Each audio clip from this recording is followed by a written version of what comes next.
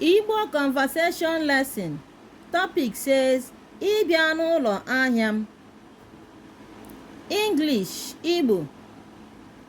Number one sentence says, Daalụ maka ịbịa n'ụlọ ahịa m zụta ihe tata.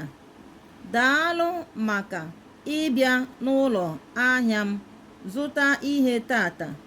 Meaning, thank you for coming to buy something from my shop today.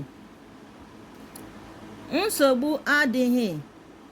Ịbịa n'ụlọ ahịa gị na-adị m mma. Nsogbu adịghị. Ịbịa n'ụlọ ahịa gị na-adị m mma. It means, no problem. I like coming to your shop. O teela m gotere ụdị ihe m gotere taa.